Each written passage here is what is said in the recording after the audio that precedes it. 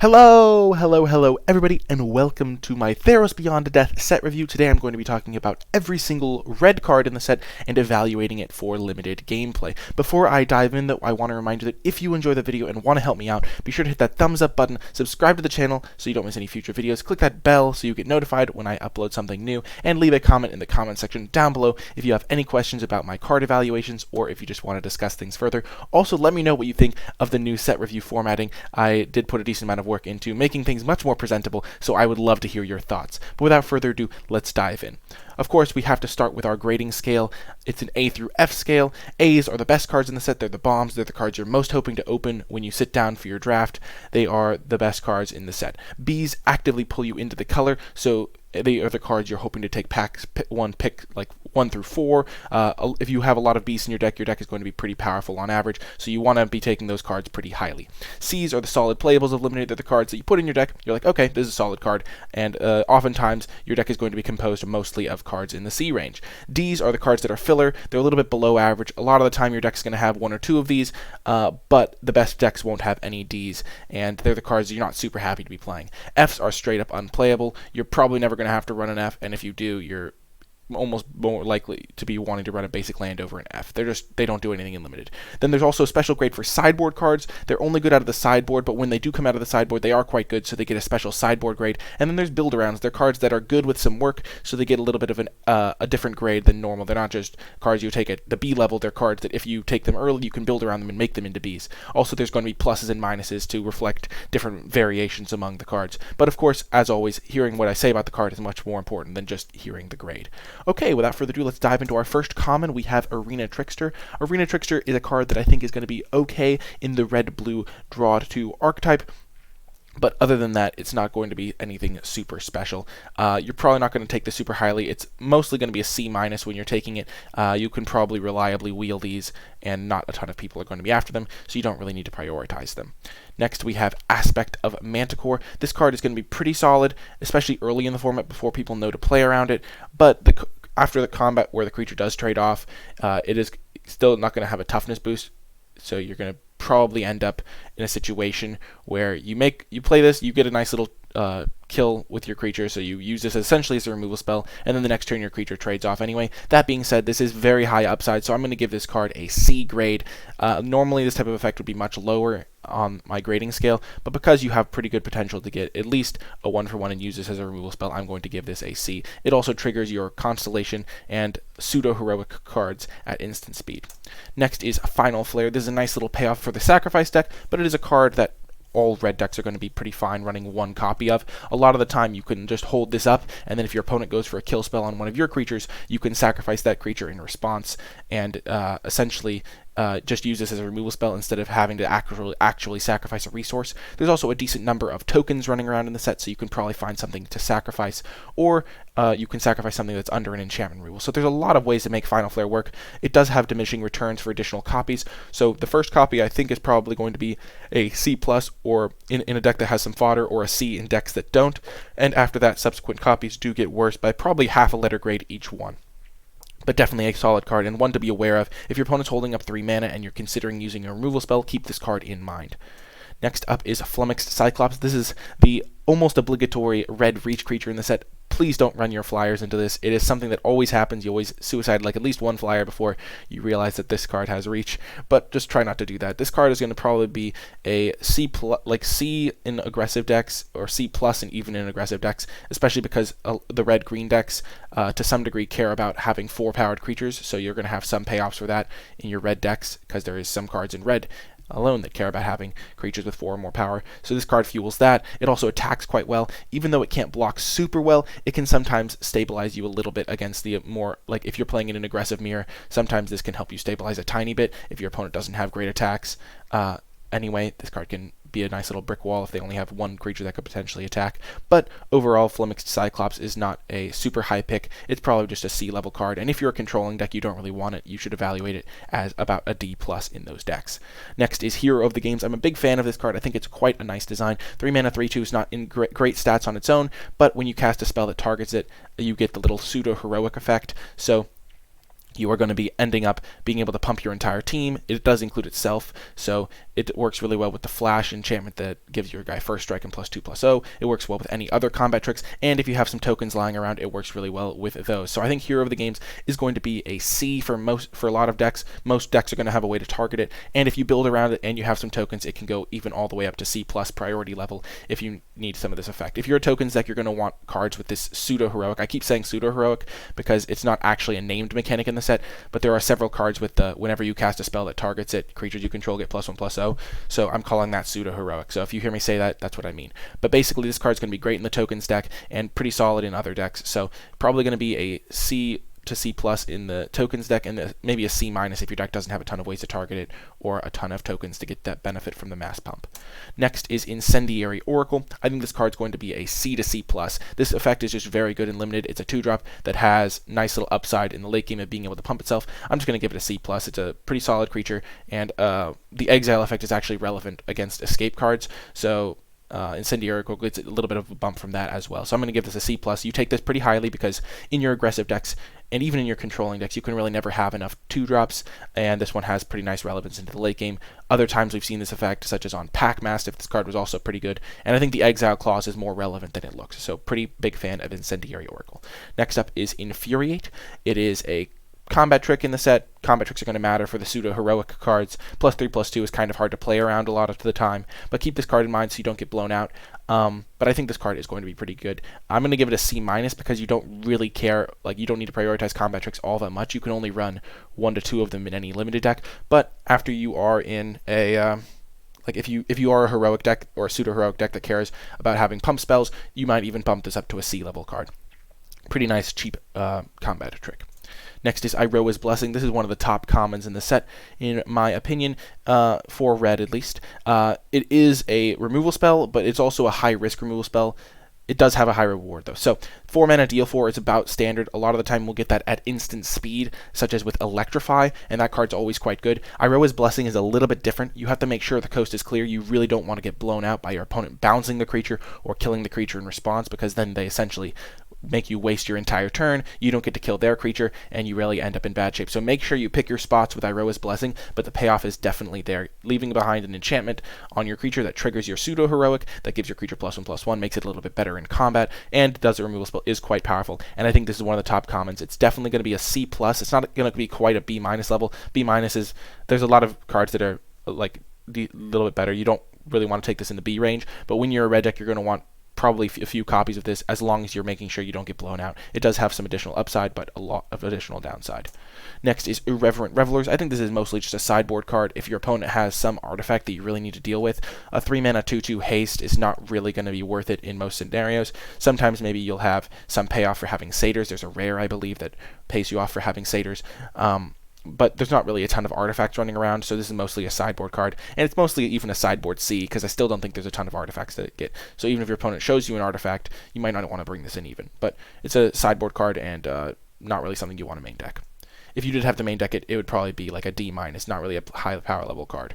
Maybe even just a D. A little bit better than D-. Nyxborn Brute is next. This card's just a classic D. The stat line on it is not great, but if you do manage to put an aura on it, or you if they have to block it with a couple, like if you make them double block it by putting an aura on it, it can definitely get scary. 7 power is a lot, but 7/3, 3 toughness is really low, so 5 mana 7/3 just isn't a great stat line. You'll sometimes play this, but you're not going to be super happy when you have to. Next is Omen of the Forge. I currently have this as the best red common, just because it does a lot of the things the set cares about. It's an instant speed enchantment, so it can trigger your constellation cards. If you have any of those are cards that reward you for having enchantments enter the battlefield. So if you have any of those, this can trigger those at instant speed. It can also be used to, you can sacrifice enchantments with certain cards, so that's a benefit. Deal 2 damage for 2 mana is just a pretty solid card generally, and then being able to scry 2 in the late game is also added upside. So I'm going to start with this at B-. Maybe it's just the upper end of C+, but I think it's a B- card. You're going to take this over most of the other, I think every other red common, and be pretty happy with how it plays out. It does only do 2 damage, but 2 damage is a lot is high enough to kill a lot of the smaller creatures in the format, and it can be used to finish off other creatures after combat, things like that. So yeah, Omen of the Forge, definitely a good card. and one you'll be taking pretty highly in your red decks. Next is Orietta of Mountain's Blaze. This is a pretty nice card. Enchantment creatures are definitely at a premium in this set just because they trigger Constellation, and there are cards that just care about enchantments, things like that. And also the ability is pretty relevant. All on a 2-mana 1/3. 2-mana 1/3s do need a little bit of extra benefit to be playable in limited, but this one definitely reaches that mark. The thing about Orietta of Mountain's Blaze is you don't really want it in an aggressive deck because of 2-mana 1-powered creatures not generally great, so it gets a little bit worse there, but you'll still play it because its ability is still relevant for aggressive decks that don't want to flood out. But this does seem to have the best home in the blue-red card draw archetype, blue-red cast spells on your opponent's turn archetype that rewards you for holding up mana on your opponent's turn, because if you hold up like a counter spell and your opponent doesn't cast something worth countering, you can at least still spend your mana, or you can at least represent this as something you could potentially spend your mana on. So I think Orietta of Mountain's Blaze is probably going to be a C- in a lot of decks and probably a C in the blue-red card draw deck. Next is Portent of Betrayal. This is a real nice payoff for being either super aggressive or being in a sacrifice deck. Essentially, the benefit of this card is that you don't have to prioritize it in the sacrifice deck. The real combo is take your opponent's creature, hit them with it, and then sacrifice it post-combat. And Portent of Betrayal, even though it's 4 mana, it means like in the late game you can maybe get up to 6 mana and sacrifice your opponent's creature at the after combat. So the thing with or if you're a super aggressive deck that maybe only needs to remove 1 blocker from combat on a key turn, you can sometimes play Portent of Betrayal. The thing about it is you don't have to prioritize picking it, but it will play out much better than the pick you spend on it. So if you pick this, even if you get this pick 10, it might play as good as your 6th pick, but you just don't have to prioritize it. So I would recommend taking it as if it's a C, but in your deck, keep in mind it'll probably be like a C+ if you are an aggressive deck, or a super aggressive deck, like not just an aggressive deck, a very aggressive deck, or a sacrifice deck. Sacrifice decks is really the best home for Portent of Betrayal. Next is Satyrs Cunning. Not a fan of this card. Even if you are in a sacrifice deck, you're probably going to have better ways to fuel your sacrifice outlets, though if you do have a ton of sacrifice synergies, maybe you'd consider running this. So I'm going to give this a build around D. If you're a heavy sacrifice deck that can really use the extra creatures for great benefit, maybe you have a rare payoff for sacrificing things, you might play Satyrs Cunning, but even then it's not an ideal card, and the best versions of the deck will not run this card. So I think it's a build around D for that specific archetype. Next is Skophos Warleader. This card is just relatively solid. Being able to give your creature menace by sacking a creature or enchantment is pretty nice, because you can sacrifice your Omen of the Forge. With after it's done the 2 damage, you can sacrifice random little 1/1 creatures that can't block. And making a 5/5 into a menace creature means that oftentimes it'll trade for 2 of the opponent's creatures. So this card's relatively solid in the aggressive deck, but you can't play all that many 5-drops, so I'm just going to give this card a solid C. It's a card you can play. You can even sacrifice stuff at multiple things and to give it a double power. So keep that in mind. If your opponent attacks with this and you block with 2 3/3s, they can sacrifice another creature and give it +1/+0 again. At least, yeah, that's what it seems to be able to do. But yeah, so keep in mind they can activate multiple times, but other than that, pretty solid card. I mean, in addition to that, it's a pretty solid card. Yeah. Next is Stampede Rider. This is a payoff for having creatures with power 4 or greater. 3 mana 2/3 that can become a 3 mana 3/4 pretty easily. It's just a pretty solid card. I'm going to give this a C. If you can enable it more consistently, it goes up to C+. If you have very few ways to enable it, it goes down to a C-. Not much more to say about this card. Next is Thrill of Possibility. This is another nice little payoff for being able to hold up mana on your opponent's turn and then cast this if they have nothing to do. That being said, you don't really want to be using this type of effect. You want to be developing your board, maybe casting flash creatures on your opponent's turn. So I think Thrill of Possibility is probably just a D+ or a D. Not a card that is super effective in this set, though it does get a little bit better if you care about casting spells on your opponent's turn, or if you have some super powerful bomb rare to dig to, and there are a lot of powerful bomb rares in the set, so that keeps that in mind. Next is Underworld Ragehound. I think this is one of the best red commons as well. 2 mana 3/1 that has to attack each combat if able is not insane, but it has escape for relatively cheap, and it escapes as a 4/2. And 4 power is a lot of power in the set. Not only does it fuel your cards to care about 4 power, but it also just attacks into a lot of things quite well, and you can probably maybe even do this twice per game potentially. So this card strikes me as very powerful, an early pick for sure, and something that you're going to have to find an answer to, or you maybe even get a 5 toughness creature into play just so this card doesn't destroy you. It seems very difficult to beat this card for certain decks if they don't have any cards that can either exile it permanently or block it for indefinitely, because if you just keep bringing back 4-powered creatures, certain decks are really going to struggle to beat that. So I think this card is a B- level card, or it's probably a C+, because it's takes a little bit of work to fuel it, and there are certain situations where the card is really quite poor, but I think the card is going to be quite good in the set and could potentially get up to B-. I'm going to start with taking it at C+ level, but I think the card is quite nice. Only the reason it's a C+ is that only aggressive decks are going to want this card.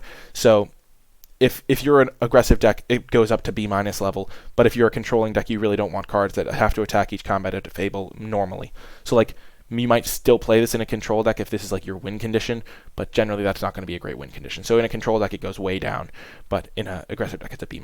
So overall, C+ level card is where you take it. Our final common is Rappin Flames. This card is better than it looks. One cool trick with this card is you can target your pseudo-heroic cards with one of the pings. So say you have the 3/2 that we talked about earlier. You can go Rappin Flames, target my 3/2, target 2 of your creatures, and all of a sudden your entire team has gotten +1/+0. 2 of their creatures can't block. Maybe you even killed one with the ping, and you get in for a massive hit. So I think Rappin Flames is going to be the type of card that red decks really want to have access to one copy of. At least that's where I'm going to start with. So I think you can actually take this as if it's a C-level card for the first copy. Maybe you prioritize it a little bit less than that because you only want one copy, and you can probably get one if you want one. So maybe you take this as if it's a C-, but it'll play out as like a C in your deck for the first copy, and subsequent copies are really not something you're interested in. So that is going to do it for the commons. Our top 3 commons are Omen of the Forge, just very solid removal spell, cast spells on your opponent's turn, triggers your constellation stuff. Iroh is his blessing. It is high risk, but it's also high reward, so I think the card's going to be quite powerful. And then Underworld Rage Hound. In an aggressive deck, I think you'd probably take the Rage Hound over Iroh's blessing, but it's hard to know whether you're going to end up in an aggressive deck. I think a lot of the red decks do lean towards aggression, but it's also important to remember that you will sometimes have red decks that are more controlling, slower, more mid-rangey, and in those cases, I think a lot of the time you're going to want the Iroh as his blessing over the Rage Hound, though I do think Rage Hound is quite potent. Moving on to the uncommons, we start with Anax, Hardened in the Forge. This is a real nice payoff for being a heavy red deck, and it really works amazingly well in the red-black sacrifice deck. If you're in the red-black sacrifice deck, this card is going to be like a B+ potentially, because it lets you sacrifice all of your creatures for twice the value because they die into another 1/1 token that is perfect for sacrificing. And if they're big creatures, you don't really want to be sacrificing your big creatures generally, but if your opponent's using a removal spell, you can sacrifice them to get 2 1/1s, which is just really fantastic. It also works really well in the red-white go wide tokens deck with pseudo-heroic cards, because you're going to be getting a lot of extra 1/1s that are going to be pumped by your pseudo-heroic stuff. So I think Anax, Hardened in the Forge is a solid B, and if you're in the red-black sacrifice deck, it moves up to B+ level. This is a super powerful card, and one that I'm very excited to play with. It's also an enchantment creature, so keep that in mind for if you are going to be like triggering Constellation and stuff like that. Next is Blood Aspirant, another great payoff for the sacrifice deck. There's just a ton of ways to sacrifice cards in this set, even just in red. So you can be like a red-green deck and still have a lot of ways to sacrifice cards. But if you are in the red-black deck, this card gets even better. So being able to put a counter on it every time you sack a creature is really great. And then it's able to sacrifice things by itself to ping stuff down. So there's a lot of 1-toughness creatures in the set, and this can be used to just knock those out. You can also like use this to make combat a nightmare for your opponent. You can attack your 2/2 into their 3/3, and then if you have a random 1/1 satyr lying around that satyr token lying around, you can just threaten to activate this to trade up in combat, grow your Blood Aspirant. I think this card's quite good. I think it's a little bit worse than Anax, but I think it's still going to be a B- in like almost any deck, and then a B+, and then goes up to a B level card in the sacrifice deck. It's kind of like how Anax gets that extra bump in the sacrifice deck as well. I think this card's quite good. Keep in mind it can sacrifice enchantments. That's another reason Omen of the Forge is so good, is because Blood Aspirant and a lot of the other cards that sacrifice things can sacrifice enchantments for value. So keep that in mind. You might not want to sacrifice it just to scry to. You might want to save it so you can sack it to your Blood Aspirant. But yeah, this card is a B- or even a B in the right deck. Next is Careless Celebrate. This card is fantastic. 2 mana, 2/1 that dies to deal 2 damage is going to oftentimes make combat a nightmare for your opponent, because it'll trade in combat, and then it'll do 2 damage on the when it's gets killed anyway and kill something else. So this card's just going to be a straight up B. In the sacrifice deck, it gets a little bit better, but not like enough better to be worth taking a full grade higher. But I think this card is just fantastic. It just does a ton of the stuff you'd want, and a lot of like you don't have to be a sacrifice deck to want this card. You're just going to play this in every single red deck, and it's going to be fantastic. So this card is just a B. Yeah, not much more to be said about that. Next is a Dreamy Machete Shaman. It is one of the slower cards in the set, but in a board stall where you have some stuff to sacrifice, this card's going to be great. So I think in the sacrifice deck, this card gets a little bit better, but not even significantly better, because it is still super expensive, and you're going to want to you're going to probably have a couple of useless creatures in most decks by the time this comes down and is potentially active, but I think this card is probably just going to be a C. In certain controlling decks, it might go up to C+, but the problem is it's super expensive, and you don't have any real guarantees about what you're going to get. So you can't really optimize for it. So, but it is a really powerful effect. So I think it's going to be a C, and if you're an aggressive deck, you're not going to want it at all. So it'll be like a D in an aggressive deck, and in a control deck that needs a finisher, it might even go up to C+. Keep in mind that it is an enchantment creature, so it can be killed by any removal that kills enchantments. So it is a little bit squishier than it might otherwise be. But I think this card is going to be a pretty cool card to play in the format, and it'll be fun to see how it works out. Next is Dreamstalker Manticore. This card's fantastic. Even if you're not in the dedicated blue-red cast spells on your opponent's turn deck, you're going to have some number of instants in your deck, and getting a free ping whenever you cast a spell on your opponent's turn is great. It's also a 4-powered creature to trigger the cards that care about that for your deck, and then it's also an enchantment creature to help your constellation cards or cards that care about enchantment. So this card is fantastic. I think this card's going to be a straight-up B. You're going to take this over like a ton of cards. It's going to be fantastic in most decks, and it hits like a truck when it gets through. So I think this card's going to be great, and you're going to be wanting to take this early and take a couple extra instants maybe to build around it. Next is Escape Velocity. I think this card's going to be a C, which is kind of saying something because a lot of the time this effect would be terrible, but it does trigger your pseudo-heroic cards. It's pretty easy to bring back from the graveyard over and over, and your opponent just really has to respect this. If it's sitting in your graveyard, even if you're both in top deck mode, they might if you only have one card in hand, they might not attack you with a creature just so they can be protected against a massive attack by surprise. So I think Escape Velocity is going to be a C, but only if you're aggressive. If you're not an aggressive deck, this is probably going to be like a D-. You're really not going to want this unless you're aggressive, but in aggressive decks, it can be a C or sometimes even a C+ if you have enough pseudo-heroic cards. Next up is Fateful End. 3-mana deal 3, scry 1 is just a great deal. Instant speed to trigger those things, and you're going to be killing a lot of cards with this. This card is just going to be a B-, I think. Maybe, yeah, it's just going to probably be a B-. Maybe move up to B if your deck cares about casting instants, but you're just generally taking this at B- level, and it's going to be pretty good for you. It's like a B-, but it's still better than the Forge card. So it's like the higher end of the B- spectrum, or like lower end of the B spectrum. So it's like that's why it's hard to give cards just letter grades, because it's still better than the Omen of the Forge. You're going to take it over Omen of the Forge. Yeah, I'll just give it a B, but it's on the lower end of the B range, but still not a B-. It's like if you're thinking of like grades, and B- is like if you get an 82 out of 100, it's like an 83 or 84 out of 100. So it's not like a high B. Yeah, it's hard to give grades. That's why talking about the cards is more important. Furious Rise is next. This card is like a really bad version of a card we've seen before in M19, which rewarded you for having a 4-powered creature and you drew an extra card on your upkeep.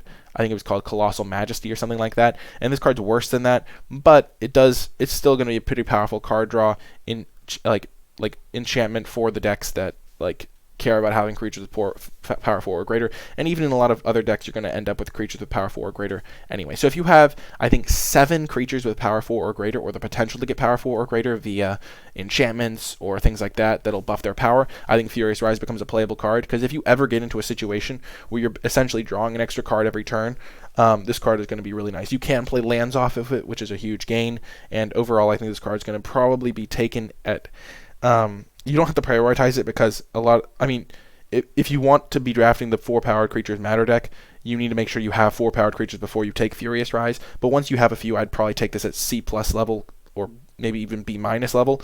But in most decks, you're not going to want it, so it's probably just a C- for most decks, or even a D+ for most decks, or even just straight up unplayable in a lot of decks. But next up, skipped a card. Next up is Heroes of the Revel. This card's going to be pretty nice card in the format because it provides 2 bodies, one of which is really nice to sacrifice. It also has the pseudo-heroic mechanic, because which rewards you for using the token and also having an extra token, and then it just is a pretty beefy body on its own. So I think this card's going to be a C+, and a lot of decks are going to want it, so it's worth a pretty early pick, and the 5-drop slot, even though you don't need to generally prioritize 5-drops in Limited. Next is Impending Doom. This is a card that I'm not a huge fan of. I think there's enough removal that really punishes Impending Doom to make it a little bit less worth going for. That being said, there are a decent number of cards that can protect it. So there's a white combat trick that can give your creature hexproof and indestructible if it's got an aura on it. There's a blue essentially combat trick aura that gives a creature hexproof. So in a deck that takes Impending Doom early, and you can probably find ways to protect the creature. That being said, I still don't think this card should get a super high grade for early on in a like in a draft, because I think you're going to probably want to take something more flexible. But if you are an aggressive deck, this card can be even like a B- in your deck, because if you play like 2-drop into this, you're attacking them with a 5/5 on turn 3, and that really doesn't give them a massive window to answer it, especially if you have ways to protect your creature, and you probably will prioritize those after you have a card like Impending Doom. But if they do kill it, you essentially lose the game. So really want to make sure that you have ways to protect Impending Doom, that you side it out if you see cheap interaction, and also that you prioritize ways to protect your creature that has Impending Doom on it. But I think the cards definitely can have a payoff, and in an aggressive deck, it's probably a B-. That being said, in a non-aggressive deck, it's unplayable, so, or really not something you want. So it's like a D- in decks that don't want it, and a B- in decks that do want it. But the decks that do want it are much less common. So you'll probably take this card if you are an aggressive deck. So it's not really an early pick in early packs, but in the later packs you'll probably prioritize this in the right deck. So yeah, that's a complicated way of saying that this card's really hard to evaluate. I'm going to give it a B, build around B-, because you really need to be like a very aggressive deck, and you need to put in ways to protect your Impending Doom creature. Next is Skophos Maze Warden. Essentially, the part about the land is not going to be relevant. If you do get the Labyrinth, which is a rare, sure, take this card a little bit higher, because that's a pretty nice like extra upside. It makes it even harder for them to attack you. But essentially, just a 4-mana 3/4 with this ability, the +1/-1 ability, is pretty good. It lets you be flexible. You can sometimes clock them for like 6 damage in a turn if they don't have any blockers, or you can just like hit them for. You can just use it as a 3/4 or a 4/3. It's a very flexible ability. This card's going to be a C, and if you have ways to buff its toughness, it gets even a little bit better. There's a combat trick, not a combat trick, there's a removal spell in green that's an aura that gives +0/+2 unless you fight, and if you put that on a Skophos Maze Warden, then all of a sudden the +1/-1 ability gets even better. So I think Skophos Maze Warden is a C level card, but there are synergies that can make it a C+. I'm just going to start with it at a C+. It's better than the average common, and has some nice little extra synergies if you can buff its power, if you can buff its toughness. Next is the Triumph of Annex. This card is just an F. You don't really want to be casting this for 3 mana. It doesn't really do a ton. Sure, it can buff your creature a little bit, but a lot of the times it's going to just get in for a couple extra damage, or maybe not even if your opponent kills the creature in response to this, targeting it. It just really strikes me as too slow, and you'd rather be playing creatures that can attack instead of cards that like buff your creatures a little bit. And the fight ability is like ludicrously slow. It's really tricky because your opponent just knows it's coming a mile away. So like if they can't come up with a answer, you're probably in great shape anyway, because otherwise your opponent will just save their removal spell for the turn that this fight spell triggers, and then they just kill the creature that you target, or they put a pump spell onto the creature that you make fight. It's just really got a lot to go wrong. So I'm really not a fan of this. It's probably not an F. It's probably just a D, because there will be some times that you play this card and it isn't a complete blank. It can probably push through a decent amount of damage. +3/+0 and trample is not the end of the world, especially if you have some evasion. But I really think it is probably just a D- or even just an F. You really don't want to be taking this card and playing it. Next is Underworld Fires. 1 damage to each creature and planeswalker, and you do exile them. I don't think this card is great. A lot of the times 1 damage is just not super relevant, and a lot of the time in your red deck it'll even kill your own stuff, because you're going to have the little 1/1 satyrs running around that don't really work. This is mostly a sideboard card, and I think it's like a sideboard C-. Like it's not really going to be brought out of the board very much, and you're really never really going to want to main deck this card. It's just worse than the card that gives you more flexibility for 4 mana that lets you ping 3 different things at common, so you're really not going to need your Underworld Fires. Next up, we move to the rares. We start things off with the Rowan War. This is just a very cool card. I love the way this saga is designed. You gain control of the creature, you make all your opponent's creatures attack, and then like a little pseudo board wipe that you can play around, because you don't have to attack with all of your creatures. So I think Rowan War is just a great card. I'm going to give this card a B, and then if you're an aggressive red-black sacrifice deck, it gets even better. But I think this card is just a B-level card. Essentially, the play pattern is you take your opponent's biggest threat, and then the next turn your opponent has to attack all of their creatures into you. So if they have any creatures that would survive the third part of the Rowan War, you can block that with the massive creature you just stole from them.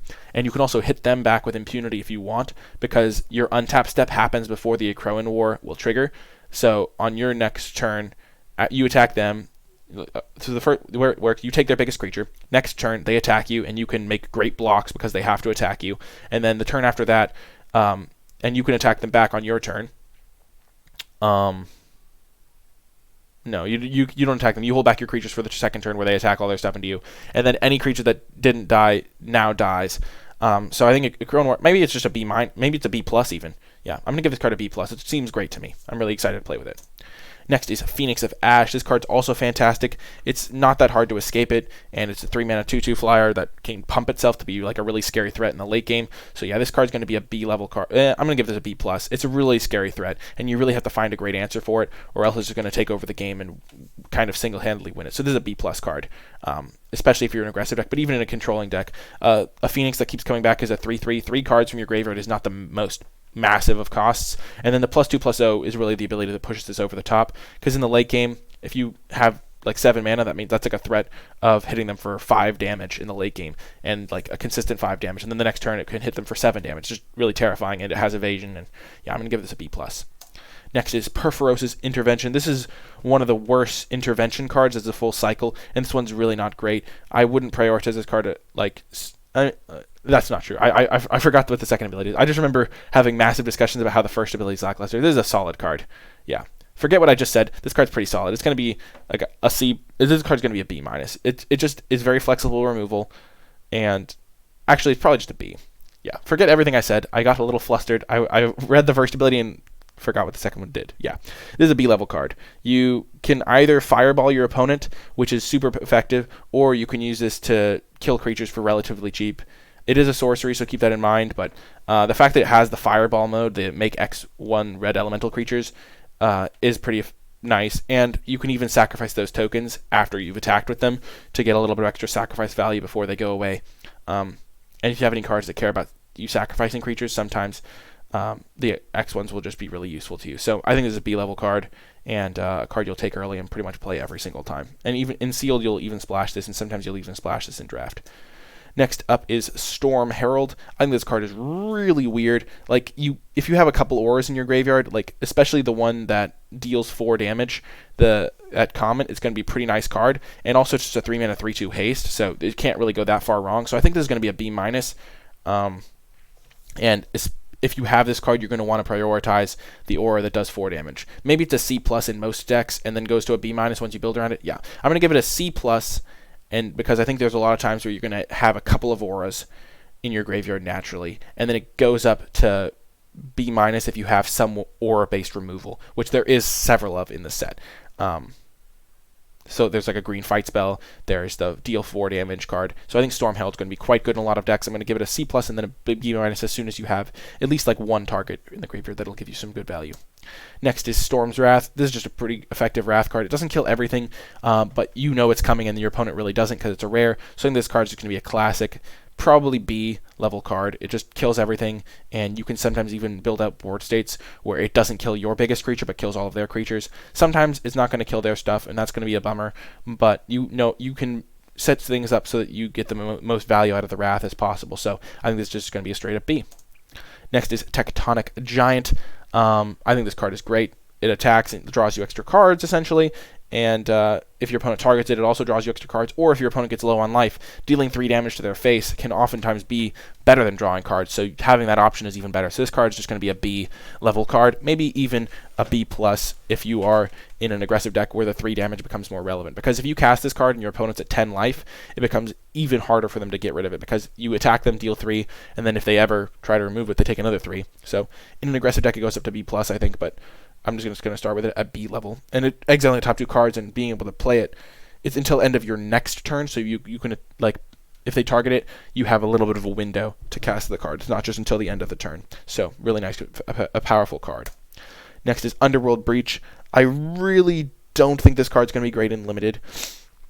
I'm just waiting for that one screenshot of someone that has like 10 mana and 20 cards in their graveyard to cast Underworld Breach, but really not a card that you're going to be wanting to play in any deck. So I think this is an F in pretty much every single deck, because it's just really hard to be able to get enough value from Underworld Breach, because you have to spend 2 mana, and then you have to have a relatively cheap card, because you're not going to have unlimited mana. So even if you have 7 mana, you can use Underworld Breach to get back a 5-drop. If you have 3 other cards in your graveyard, it just seems really tricky to get enough value out of this. So I'm going to start with this at an F, and wait to be proven wrong by my opponent doing some sick things with this. Next is Ox of Agonis. We've gotten to the mythics. There's 2 mythics. Ox of Agonis is pretty, it's very mediocre in Limited, because you're never going to be able to escape this realistically in games, unless you have, a little bit of self-mill, I think. Exiling 8 other cards is just not super feasible. Like, it might happen once every, like, other game that you draw your Ox, which is just not really super likely, even though it does help you get there a little bit by discarding your hand and drawing 3 cards, so maybe that makes it more likely you're able to escape it. Like, I think this card is okay. It's probably a C- in Limited, because there are going to be curve-out decks where you have no cards in your hand, and if you have no cards in your hand, you just have no cost. You played a 5-mana 4/2, draw 3, which is really powerful. So maybe in an aggressive deck, this card is a B-, because if you empty your hand out, Ox of Agonis becomes a great top-end card. So in an aggressive deck, it's a B-, but if you're playing a controlling deck with some card draw and some like ways to keep your hand full, Ox of Agonis is really not what you want. So in those decks, it's probably a C- or a D+ even. So I think this card's probably not going to be a super high pick. I mean, I guess it's probably a pretty good pick to take early because you can build yourself an aggressive deck that really maximizes its ability, but I think it's probably just a C+ overall. I think the card has some nice effect. If you like discard 1, draw 3 is still really nice. So you really want to set up situations where you don't have a ton of cards in your hand for Ox, and the escape ability is not really super relevant, though it will come up from time to time and be nice. So I'm going to give this card a C+, because not every deck wants it, but the decks that do want it will be a B- or maybe even a B in those decks. Our final card in red for the set is Perforce Bronze-Blooded.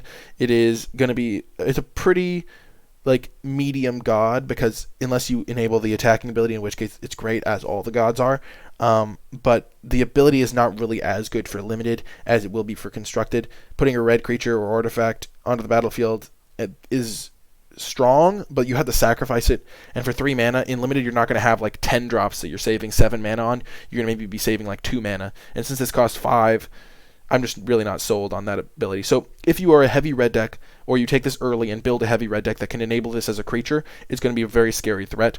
But just giving your other creatures haste and the activate ability being kind of useless means that I think this is just a C+ in most decks, and if you can make it into a creature, it becomes a B, because 5 mana, 7 and 6 indestructible creatures is great. But that's not going to happen as often as you think. At least that's my initial take. So in a lot of decks, it's not going to be... You're not even going to want to play this in a lot of decks. So I think it's an F in decks that can't enable the creature part, and then... or a D- in decks that can't enable the creature part. I guess you can use the 2 in a red to ambush some things, but then you sacrifice the creature anyway, so it's still just a 1-for-1.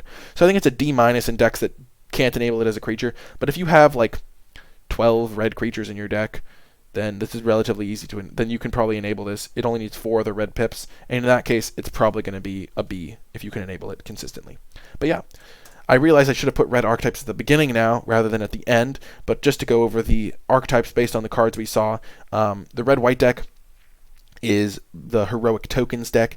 It's an aggressive deck that tries to use cards that make tokens. So in red, a lot of the cards make 1/1 satyr tokens that cannot block, and then white has a couple of ways to make 1/1s as well. But you make little bit of tokens. You have the pseudo heroic cards, and then you target your own stuff and go wide and kill your opponent, which seems pretty effective. There is the spells on opponent's turn deck. So the red cards that you're going to want to prioritize for this archetype are the cards that have flash, are instants, or there's even a couple of cards that pay you off, like the card that pings your opponent's stuff, or the card that gets a +1/+1 counter on it. Those are the types of cards you're going to want for the spells on your opponent's turn archetype. Red-black sacrifice seems very good to me. I'm very excited to try out this archetype. I think it's going to be very powerful, and you just want to prioritize cards that not only sacrifice, but cards that make disposable creatures. So there's a couple of ways to make a couple creatures for 1 card in this set, and there is a way to steal your opponent's creatures to sacrifice those. I think that finding good fodder is going to be a key to this archetype, and I think this one looks very powerful, and I'm excited to see how it plays out.